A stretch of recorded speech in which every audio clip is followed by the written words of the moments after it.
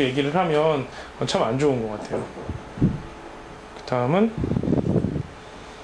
리더는 괴짜와 어울린다. 왜냐 이렇게 보면 옛날에는 이런 애들 참 오타쿠 같고 별거 아닌 것 같은데 지금 왠지 이 사람들이 음악 만들면 잘 만들 것 같다는 생각이 들지 않아요? 그러니까 우리 같은 경우 우리가 같이 이렇게 있는 곳은 좀 그러니까 사람들이 그렇더라고. 이게 같이 우리 일하는 사람들 캐릭터를 하나하나 설명을 하면 참 정상하고는 좀 많이 동떨어졌다라는 얘기를 많이 하더라고요. 그 나이에 먹어서 정말 이렇게 행동을 할 수 있니 뭐 이런 얘기부터 생각을 해서 많이 이렇게 있더라고요. 이게 회사냐 뭐 이런 생각도 들고. 하지만은 그런 문화가 아니고 여기 있는 그런 사람들 하나하나 개별적인 개성들이 모여가지고 대신 이제 우리 회사 같은 경우는 그게 있잖아요. 소속감도 나름대로 강한 것 같고 많이 행복한 것 같고 그 다음에 정말 열심히 하잖아요. 일 있으면 정말 자기 일처럼. 이런 괴짜들하고 많이 어울려야 된대요. 그 다음에 괴팍한 데모를 장려해라. 우리 괴팍한 데모가 그 지금 사이트 만들기 전 사이트였죠. 참 괴팍했죠. 막 제대로 만들지도 못했지만 하지만 우리가 그거 만들었을 때 뭔가 그 사람들의 전체적으로 그걸 만들고 나서 새로운 디자인이 오니까 느꼈잖아. 아 우리가 공부를 해야 되는구나. 그리고 이건 이런 식으로 가면 되는구나 하면 가이드라인이 다 나왔잖아요. 하지만 보통 사람들이 그걸 만들 수 있는 용기가 안 나는 게 뭐냐면 이런 것들을 만들면 참 내가 창피하지 않을까, 이걸 누가 보면 얼마나 창피할까, 이런 생각으로 못하는 것 같아요. 그게 망하는 지름길이거든요. 그러니까 항상 문제점을 발견하면 축하할 일인 게 그거 해결하면 발전을 하는 거잖아요. 그러니까 제가 만약에 공부를 해서 문제를 푸는데 풀 때마다 다 맞으면 기분은 좋겠지만 난 이 문제 괜히 푼 거잖아요. 많이 틀려야 공부를 해서 발전하는 건데. 그러니까 이런 괴팍한 데모로 장려. 이런 것들은 형태씨가 좀 잘하는 것 같아요. 막 자주 틀리고 자주 맞고 괜히 일희일비 하면서도 결국에는 올바른 방향으로 가더라고요. 다소 조잡하더라도 최대한 빨리 데모를 만들려고 요청. 우리 막 계속 시간 막 그렇게 하죠. 그다음에 데모 프로젝트를 통해 아이디어를 재빨리 테스트하고 대폭 수정하거나 개선할 수 있다. 빨리 끝나면. 리더는 실수를 한다. 왜냐면 빨리 실패할수록 빨리 성공하는 거니까. 그러니까 리더들이 너무 신중하고 너무 실패를 안 하려고 해가지고 기회가 있는데, 그러니까 어떤 사람들은 어떤 좀 안 좋은 리더들은 실패할 걸 다른 사람을 시켜요. 나는 성공할 것만 하고 나는 편하고 그런 것들만 하고, 또 이거는 모험이고 이게 잘 될 것 같은데 내가 실패하고 내가 모르고 잘못했다는 오점을 남기기 싫어서 정말 기회인데도 가지 않는 경우가 있어요. 하지만 그렇지 않은 리더들 있잖아요. 열심히 일하는데 실수 많이 하는 리더들은 꼭 이렇게 해요. 빨리 실패하고서 빨리 성공을 하려고. 그쵸? 그래서 이런 리더들이 나중에 성공을 많이 하더라고요. 실수를 많이 하는 리더들이. 그 다음에 리더는 더욱더 커다란 실수를 해야 된다. 이 사람은 피카소거든요. 피카소, 마틴 루터킹, 처칠, 갈릴레오, 이 사람들은 처음에 나올 때 완전 무모했대요. 사람들이 볼 땐 재앙 같은 실수였대요. 그림을 봤을 때. 하지만 이 사람들이 나중에는 큰 걸 만들더라고요. 패러다임을 바꾸더라고요. 패러다임을 바꾸는 사람들은 항상 커다란 실수를 그러다가 하나 맞는 거예요. 하지만 그 스케일이 다르죠. 우리는 뭐 그냥 이거 하나 잘 그려야겠다가 아니고 이걸 만들어서 많은 사람들하고 교류를 하고 사람들에게 기여를 하겠다 하면서 여러 가지 실수를 하다가, 보통 사람이 이렇게 끈기가 많지 않잖아요. 실수를 한번 성공하면 크게 바뀌는 거죠. 그래서 이런 것들을 해야 된다, 리더들은. 그 다음에 리더는 비난하지 않는 문화를 창출한다. 그러니까 이 비난하지 않는 거는 오해를 안 해야 되는 게, 뭔가 열심히 해가지고 실패를 하는 걸 비난하지 말라는 거지, 아무것도 안 하는 걸 비난하지 말라는 건 아니거든요. 그래서 이거는 그거예요. 그 성공과 실패를 비난하지 않고, 그렇기 때문에 사람들이 과감하게 시도를 했대요. 시도를 하는 거 실패에 대해서는 장려를 했으니까. 그래서 노키아가 원래 그거였잖아요. 나무로 가구 만들거나 나무를 가공하는 공장이었는데, 그걸 말도 안 되는 핸드폰 회사로 만들었잖아요. 세계 최고의. 거기에 얼마나 많은 시행착오가 있었겠어요.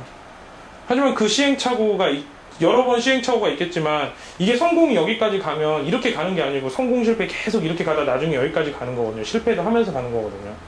하지만 이 실패할 때 사람들이 여기서 기를 죽이면 그 다음에 치고 못 올라가거든요. 그런 것들을 해낸 거죠. 열심히 한 사람한테는 성공과 실패에 대해서는 묻지 않죠.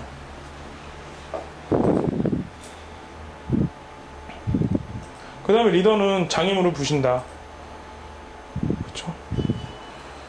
그래서 서로 원활하게 실시간으로 커뮤니케이션을 한다. 예를 들어서 이제 지아 씨가 뭐 은혜 씨한테 블로그를 뭐 이렇게 하라고 할 때, 아 저는 이거 정말 가서 앞에서 말 못하겠다고, 내가 힘들어하는 거 다른 사람도 시키면 힘들지 않겠냐고, 이건 장애물이 있는 거죠.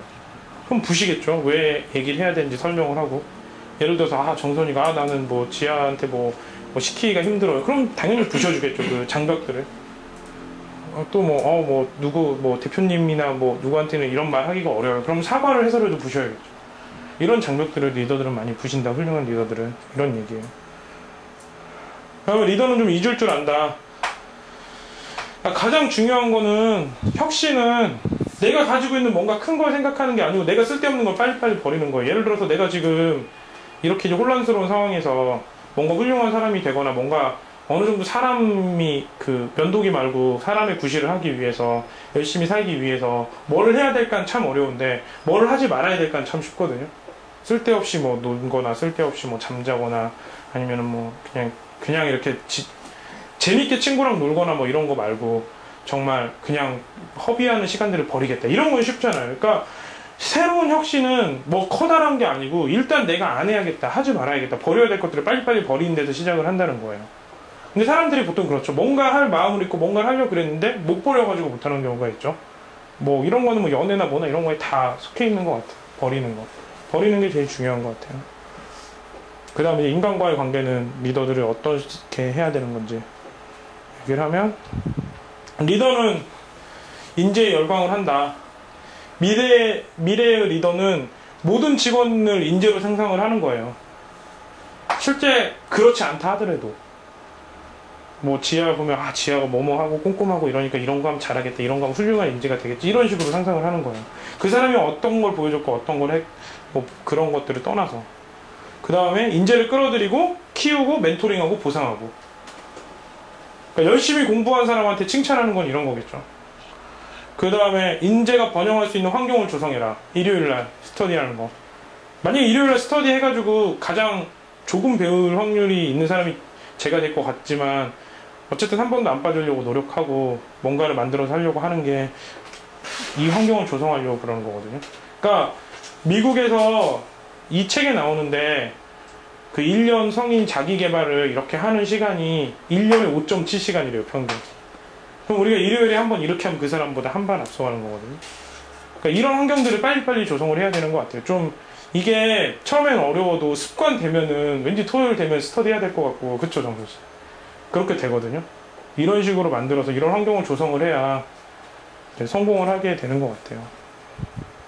그 다음에 이건 제 정선 씨 항상 이 생각이 들고, 이 주제에는 정선 씨가 제일 맞는 것 같아요. 그래서 정선 씨 사진을 붙였는데, 리더는 추종자가 아니고 열정적이고 자율적인 리더를 키운다. 그러니까 정선 씨가 항상 이렇게 다른 사람들을 만나면은 이렇게 하는 것 같아요. 리더가 비록 바닥에 있다 하더라도 열정과 젊음을 발산함으로써 다른 사람들에게 새로운 세상을 발견하는 것을 봅니다. 이게 항상 정선 씨, 이거 밥만 먹고 하는 게 이건 것 같아요. 사람들을 만나서. 그리고 미래의 리더들을 격려하고. 그러니까 이 슬라이드는 정선 씨한테 바치는 슬라이드에 그래가지고 이렇게 사진을 했어요.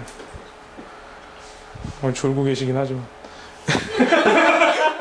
그 다음에 그 리더의 임무, 이 사람이 랠프 라이더라는 사람인데, 이 사람이 뭘 했냐면 정말 대단한 사람인데, 옛날에는 제품들을 막 만들었어요. 찍어서 소비자가 무슨 불편함을 가지고 있든 말든.